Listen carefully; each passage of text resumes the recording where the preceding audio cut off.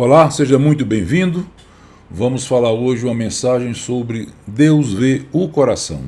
Está baseada em 1 Samuel, capítulo 16, versículo 1 ao 13, que diz assim: Disse o Senhor a Samuel: Até quando terás pena de Saul, havendo eu rejeitado, para que não reine sobre Israel?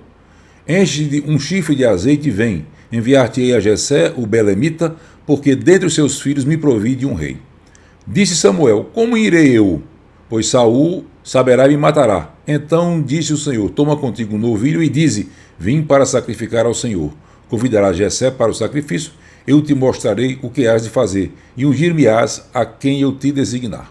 Fez, pois, Samuel o que se dissera ao Senhor e veio a Belém. Saíram-lhe ao encontro os anciãos da cidade, tremendo, e perguntaram: É de paz a tua vinda? Respondeu ele: É de paz, vim sacrificar ao Senhor.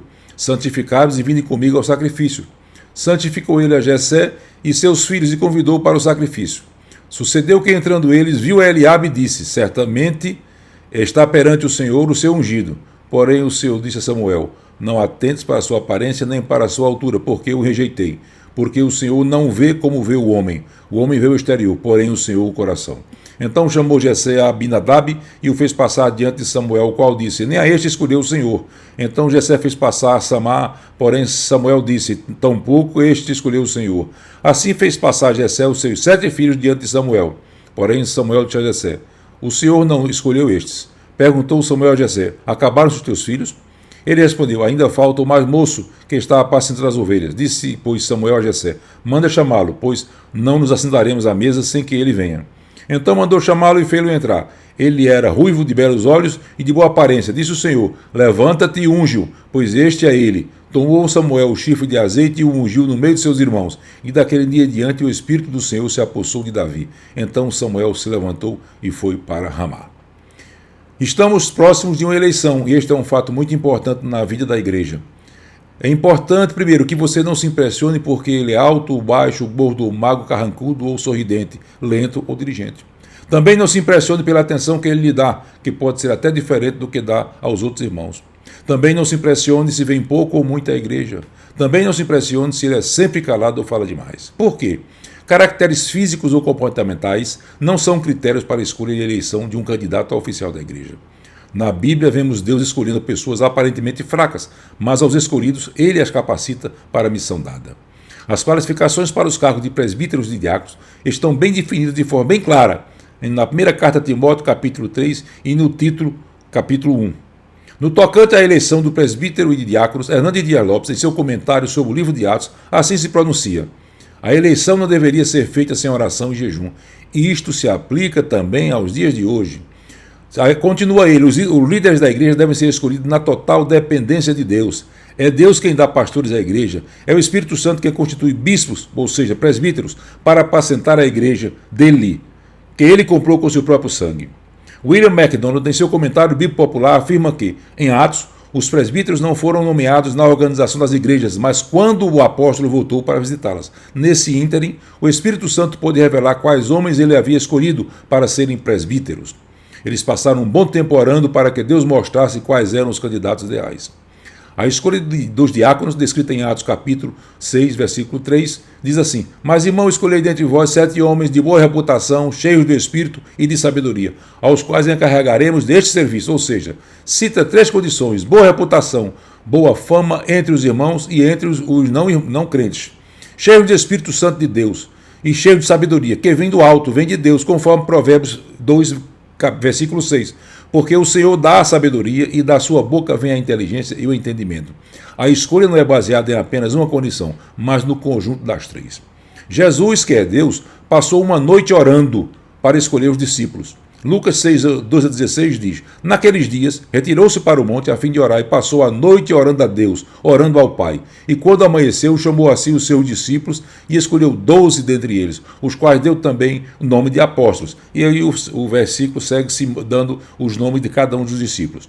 Em Atos dos Apóstolos, capítulo 14, versículo 23, diz: E promovendo-lhes em cada igreja a eleição de presbíteros, depois de orar com jejuns. Os encomendaram ao Senhor em quem haviam crido. Ou seja, sempre é eleição vinda com jejum e oração. Temos ainda esta semana tempo suficiente para buscarmos a Deus e ouvir dele qual é a sua resposta correta. Eu lhe pergunto, há quanto tempo você está orando para a escolha de candidato certo? Um exemplo de eleição cristã é o que fazem os GDU internacionais. Normalmente somos orientados a permanecermos orando por um mês antes da eleição. No dia da eleição, sentamos-nos separados uns dos outros. Postos os candidatos com o devido apoio de 3 irmãos, sucede-se a votação. Esta votação é feita da seguinte forma: todos os irmãos permanecem de olhos fechados e cabeça baixa. Os candidatos são apresentados, os irmãos que aprovam o irmão fulano de tal se manifestem, e nós levantamos a mão de acordo com o candidato que Deus nos colocou. Os braços levantados são contados por 2 irmãos que ficam na mesa como presidente e secretário. E assim sucessivamente todos os outros candidatos se submetem a esse processo. Vence quem tem mais votos. Todos cumprem a sugestão de orar bem das eleições? Não sei, mas o ministério tem crescido. Na nossa igreja a eleição não ocorre desta forma, mas sim como uma cédula impressa, onde cada um se manifesta marcando o seu candidato para cada cargo. O importante não é a forma da eleição, mas a orientação que Deus dá a cada eleitor. O importante não é a forma de votação, mas o fato do candidato ter sido indicado por Deus. Deus não nos obriga a votar em ninguém. Quando buscamos de coração, Ele vai nos orientar quem é o melhor candidato para o cargo pleiteado. Todos nós que somos membros temos por obrigação buscar do Senhor a vontade dEle para a igreja. Na igreja, o voto é um instrumento que Deus nos concede para manifestar a vontade dEle e não a nossa vontade. Ele nos concede o direito do voto, direito da escolha, mas Deus se coloca à nossa disposição para mostrar, mediante jejum e oração, quais os candidatos escolhidos para Ele, para a sua igreja. Somente Deus esquadrinha o coração do homem, conforme está em Jeremias 17, capítulo, versículos 9 a 10, diz: enganoso é o coração mais do que todas as coisas e desesperadamente corrupto. Quem o conhecerá? Eu, o Senhor, esquadrinho o coração, eu provo os pensamentos, e isto para dar a cada um segundo o seu proceder, segundo o fruto das suas ações. Ou seja, somente Ele conhece o nosso coração, nossa intimidade, a nossa mente e as nossas intenções para com a igreja. Deus conhece o mais íntimo do nosso coração. Ele esquadrinha os nossos pensamentos para nos dar a cada um de nós, segundo o nosso proceder, segundo o fruto das nossas ações. Se votarmos certos, Deus nos recompensa. Se votamos errado, Deus nos disciplina. Muitas vezes, o homem se apresenta extremamente gentil, cordato, respeitador e com muitas outras qualidades humanas, mas o coração não está na dependência do Espírito Santo de Deus. Não se esqueça de que o coração é enganoso e Deus está ao nosso alcance 24 horas por dia, 7 dias por semana e 365 dias por ano. Na terceira carta de João, versículo 9 a 10, diz: escrevi alguma coisa à igreja, mas Diótrefes, que gosta de descer a primazia dentre eles, não nos dá acolhida. Por isso, se eu for aí, far-lhe lembradas as obras que ele pratica, proferindo contra nós palavras maliciosas. E não satisfeito com essas coisas, nem ele mesmo acolhe os irmãos, como impede que os que querem recebê-los e os expulsa da igreja. Gostar de exercer a primazia entre eles, ou seja, Diótrefes queria ser o primeiro, e no grego é Philoproteus, queria ter o cargo, a ambição, queria mandar, queria posição, queria controle, queria holofotes. Na igreja de Cristo não há lugar para se colocar líderes no pedestal. Resumindo, não foi escolhido pela igreja, nem pelos apóstolos, colocou-se a si mesmo. Não nos dá acolhida, não tinha respeito, não tinha sede de poder, era um líder soberbo. Diótrefes buscava a honra de seu próprio nome, em vez de buscar a glória de Deus, segundo o comentário do reverendo Hernandes Dias Lopes.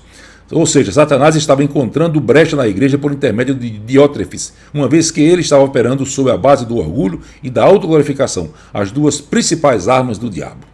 O comportamento dele inclui ambição política, autopromoção, autoritarismo, rejeição da sã liderança, manipulação, controle das pessoas, espírito de facção.